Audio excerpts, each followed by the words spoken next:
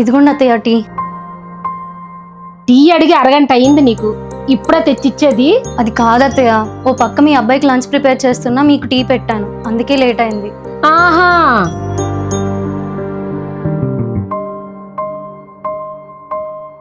చిచ్చి చిచ్చి చిచ్చి, పెళ్ళే 2 ఏళ్ళు అయింది కానీ ఇంతవరకు టీ పెట్టడం రాలేదే నీకు? అయ్యో, అంతా బాగానే చేశాను అత్తయ్య. అంటే ఇప్పుడు ఏంటి, టీ బాగున్నా బాలేదని చెప్తాను అనుకుంటున్నావా? అలా కాదత్తయ్య. మరేంటి?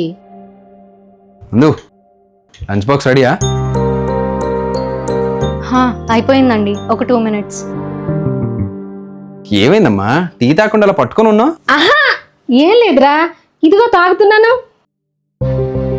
అబ్బా, టీ అంటే ఇలా ఉండాలి. నా కోడల చేత్తో ఏం చేసినా అది అమృతమే. ఇలాంటి అమ్మాయి దొరకడు నిజంగా నువ్వు చేసుకున్న అదృష్టం రా. నందు, నాకు కొంచెం లంచ్ ప్యాక్ చేసి ఇచ్చావా? టైం అవుతుంది. సరే అండి. నువ్వు ఉండమ్మా, నేను ప్యాక్ చేస్తాను కదా, నీకెందుకు ఇబ్బంది? ఇదిగో నా లంచ్ బాక్స్. థ్యాంక్స్ అమ్మా, నేను వెళ్తాను ఇంకా. బాయ్ నందు, ఈవినింగ్ ఫాస్ట్గా వచ్చేస్తాలే. సరే అండి.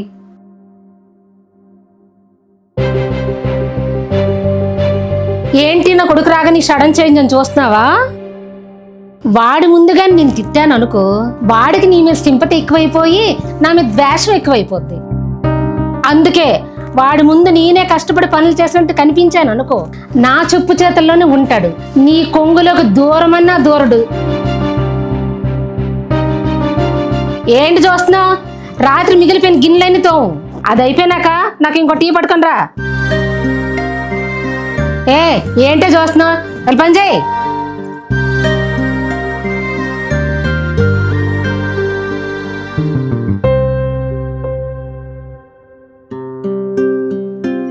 నాకప్పుడే పెళ్ళేంటి మా? ఏ వయసులో జరగాల్సిన ముచ్చట ఆ వయసులో జరగాలి తల్లి. ముచ్చట జరిగిపోయేంత ఏజ్ ఏం వచ్చేలేదులే. బుజ్జమ్మ, నేను నీ అమ్మనే. ఏ వయసులో నీకేం చేయాలో నాకు తెలీదా? తెలుసు మరి. అది కాదమ్మా, నేను కూడా నీ ఏజ్ లో ఉన్నప్పుడే పెళ్లి చేసుకున్నానే. ఆ టైంలో నేను కూడా నీలాగే నాకు పెళ్ళొద్దు అని మారం చేశాను. అప్పుడు మా అమ్మ లేదు లేదు చాలా మంచి సంబంధం అని నన్ను ఒప్పించింది. ఆ రోజు నేను మా అమ్మ మాట విన్నాను కాబట్టే ఈరోజు నా లైఫ్ ఇంత అందంగా ఆనందంగా ఉంది. ఇవన్నీ నిన్ను ఒప్పించడానికి చెప్పట్లేదమ్మా. ఏ తల్లిదండ్రులైనా పిల్లలకు మంచి చేయాలని చూస్తారు కానీ చెడు చేయాలని చూడరు కదమ్మా. చెప్పాల్సింది చెప్పాను, ఒప్పుకోపోవడం నీ ఇష్టం. తర్వాత మీ నాన్నతో మాట్లాడుకో. అమ్మా,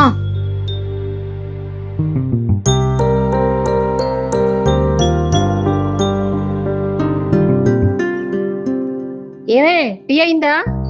తెస్తున్నా అత్తయ్య.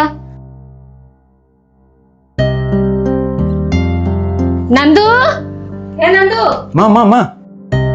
ఏమైంది? తెల్లవారు 7 అయింది, ఇల్లు గుమ్మాలు ఇంకా తుడకుండా మీ ఆవిడ ఇంకా పడుకుందిరా, అందుకే లేపడానికి వెళ్తున్నాను. తనకి నైట్ ఫీవర్ వచ్చిందమ్మా, రాత్రంతా పడుకోలేదు, అందుకే లేవలేకపోయింది. ఇప్పుడు ఫీవరా? సడన్ గా జ్వరం ఎందుకు వచ్చిందంట? జ్వరం ఏమైనా చెప్పేసి వస్తుందా అమ్మా? ఇంట్లో పనులన్నీ తనే చేస్తే ఫోన్లో ఒళ్ళెలిసి జ్వరం వచ్చింది అనడానికి. పనులన్నీ చేసేది నేనే కదా, తనకెందుకు జ్వరం వచ్చింది? సరే, ఈ రోజు నీ బదులు ఆ పనులన్నీ నేను చేస్తానులే, ఓకేనా? ఒరే నాన్న, నా కోడలతోనే పని చేయించలేదు, అలాంటిది నీతో ఎలా చేయిస్తానురా? ఈ రోజు ఎలానే సండే, హ్యాపీగా రెస్ట్ తీసుకో. సరే అమ్మా. జ్వరం అని వంక పెట్టుకొని ఈరోజు పనులన్నీ నా మీద పెడతావా? చెప్తానా నీ పని. ఏం ఆలోచిస్తున్నావమ్మా? ఏం లేదురా, ఈరోజు టిఫిన్కి ఏం చేద్దామని. నీ ఇష్టం, కానీ తనకి మాత్రం ఇడ్లీ చేయమ్మా. ఈ టైంలో తన ఇడ్లీ మాత్రమే తింటుంది. సరే నాన్న.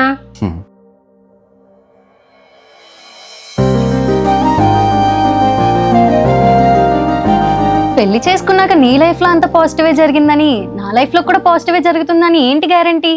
పెళ్ళయ్యాక నా లైఫ్ లో అంత పాజిటివ్గా జరిగిందని నీకెవరు చెప్పారు? అంటే అందరి కోడలికి ఉన్నట్టే నాకు కూడా ఒక గయ్యాలత్తే దొరికింది. అవునా? అవును. ఈ పని చెయ్యు ఆ పని చెయ్యు అని టార్చర్ చూపించేది. మరి నువ్వేం చేసావు? నేను చెయ్యను అని కోపంగా సమాధానం చెప్పావా? అటు అమ్మ మనసు నొప్పించకుండా ఇటు నా మనసు బాధ పెట్టకుండా పరిస్థితిని నీట్గా సాల్వ్ చేసేవారు. ఎవరు? ఇంకెవరు, మీ నాన్న. ఒకవైపు అమ్మ, మరొక వైపు కట్టుకున్న భార్య. ఇద్దరిలో ఎవరిని బాధ పెట్టకూడదు, ఎవరిపైన కోపడకూడదు. ఎంతటి పరిస్థితినైనా అలానే సాల్వ్ చేసేవారు. అప్పుడు నేను మా అమ్మ మాట విన్నాను కాబట్టే నాకు అలాంటి వాడు దొరికాడు. ఇప్పుడు నీకు కూడా అలాంటి వాడే దొరుకుతాడు తల్లి.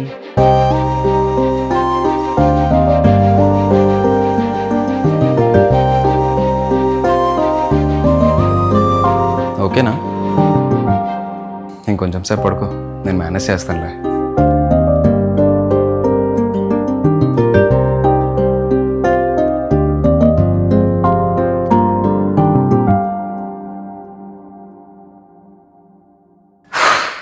అసలే హెల్త్ బాగాలేదు, ఇప్పుడే అవ్వాలా?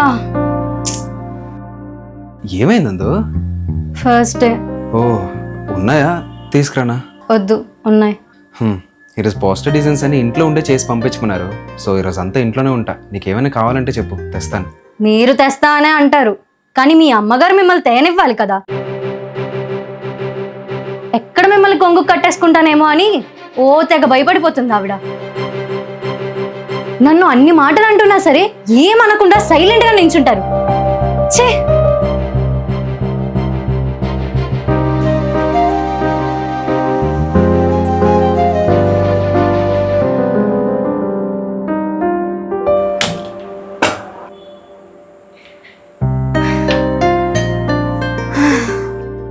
సిమ్లో పెట్టేసా, ఒక 5 minutes ఆగొస్తే సరిపోతుంది.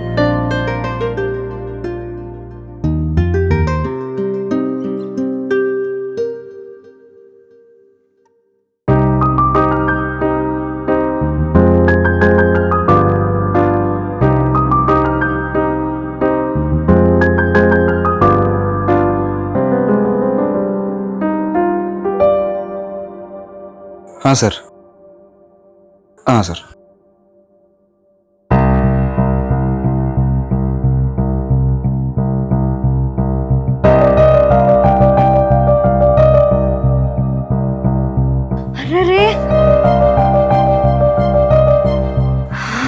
అర్రే కర్రీ అంతా మాడిపోయింది.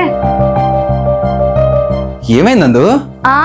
కర్రీ అంతా మాడిపోయింది. ఇప్పుడు మీ అమ్మ వస్తే పెళ్ళై 2 సంవత్సరాలు ఏంది, కూర వండడం కూడా రాదని అంటుంది. మీరు కూడా అక్కడే ఉన్నారో చూసుకుంటారు కదా అని రెస్ట్ తీసుకున్నాను చూడు, నాది తప్పు. అది కాదు, నేను అలా బయటికి వెళ్ళి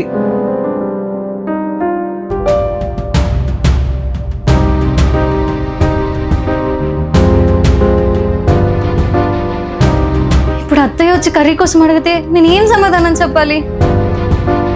నందు, అత్తయ్య కూర చాలా బాగుందే. వంటలు చేయడంలో ఇంత టాలెంట్ పెట్టుకొని ఇన్ని రోజులు ఎందుకు చేయలేదే? ఇక పైనుంచి వారంకి ఒక్క రోజైనా ఈ కర్రీ వండాలి. నాకు చాలా నచ్చింది. సరేనా? సరే అత్తయ్య. నాకెంత కోపం వచ్చినా భరించేదాన్ని, కానీ నెలలో ఆ 3 నుంచి 5 రోజులు మాత్రం నా కోపాన్ని అస్సలు ఆపుకోలేకపోయేదాన్ని. పాపం మా అత్తయ్య మీద ఉన్న కోపం అంతా మీ డాడీ పైనే చూపించేదాన్ని. మరి డాడీ ఏం అనేవారు కాదా? ఏమనేవారు కాదు, అలా చూస్తూ ఉండేవారు అంతే. ఆ టైంలో మీ డాడీ ప్లేస్లో ఇంకెవ్వరున్నా నన్ను తిట్టడమో కొట్టడమో చేసేవారు. కానీ మీ డాడీ మాత్రం నా కోపాన్ని అర్థం చేసుకునేవారు. పీరియడ్స్ టైంలో ఒక ఆడపిల్ల కోపాన్ని అర్థం చేసుకునే భర్త వస్తే అంతకన్నా ఇంకేం కావాలి చెప్పు? ఇందులో నాకు నచ్చే విషయం ఏంటో చెప్పనా? నేను అంత కోప్పడినా సరే ఈవినింగ్ అయ్యేసరికి నాకు ఒక చాక్లెట్ తెచ్చేవారు.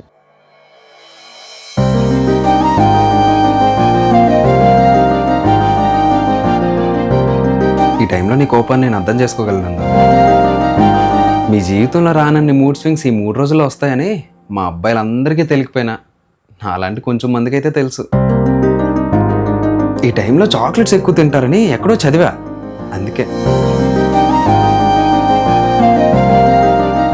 బయట రెస్టారెంట్ నుంచి కర్రీ తెచ్చి మా అమ్మకు నువ్వే చేసావని చెప్పా, అందుకే ఓ తెగ పొగిడేస్తుంది. కోపడినందుకు సారీ అండి. నాకు కావాల్సిందే సారీలు కాదు.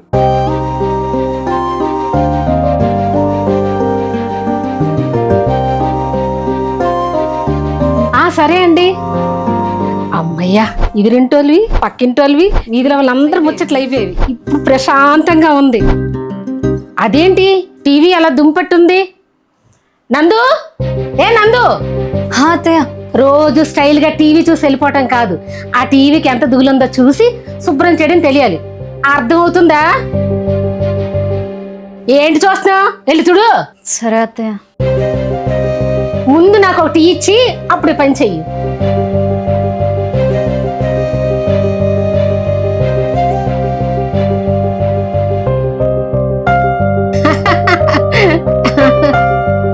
అత్తయ్య ఇదిగోండి.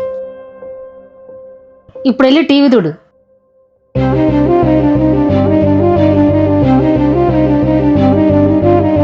అది అయ్యాక ఇల్లు కూడా తుడిచేయి.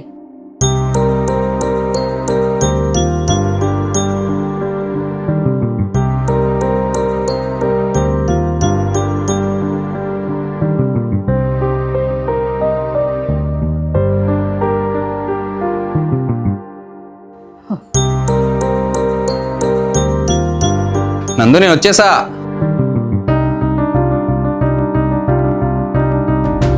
అది ఇలా ఇవ్వమ్మా. నందు టీ తాగావు కదా, వెళ్ళి రెస్ట్ తీసుకో. ఈ పనులన్నీ నీకెందుకు, నేను చూసుకుంటాను కదా. నీకే వెళ్ళమ్మా.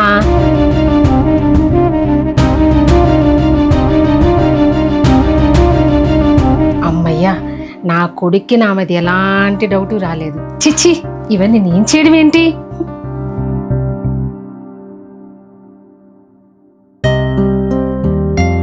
ఇవ్వండి ఆ పనులన్నీ. నాకు తెలుసు నందు, ఆ పనులన్నీ నువ్వే చేసావని తెలుసు. నేను వచ్చేసరికి మా అమ్మ చేస్తున్నట్టు కవరింగ్ ఇస్తుందని కూడా తెలుసు. మీకెలా తెలుసండి?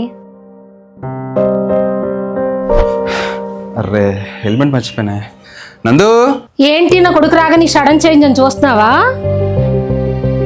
వాడు ముందుగానే నేను తిట్టాను అనుకో, వాడికి నీ మీద సింపతి ఎక్కువైపోయి నా మీద ద్వేషం ఎక్కువైపోద్ది. వాడి ముందు నేనే కష్టపడి పనులు చేసినట్టు కనిపించాను అనుకో, నా చెప్పు చేతుల్లోనే ఉంటాడు. నీ కొంగులకు దూరమన్నా దూరడు.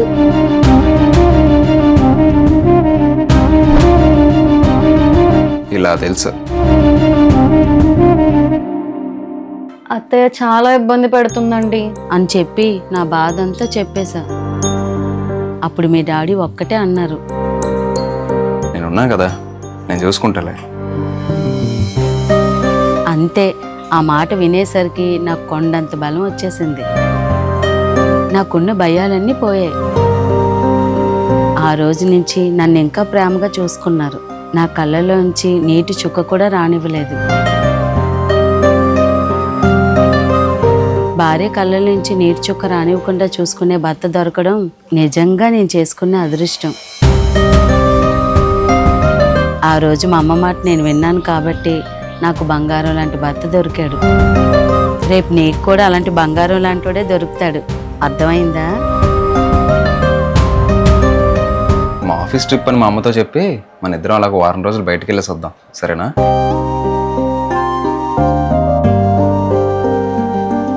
వెళ్ళొచ్చాక మళ్ళీ మా అమ్మతో ఎలా ఫేస్ చేయాలని ఆలోచిస్తున్నావేమో.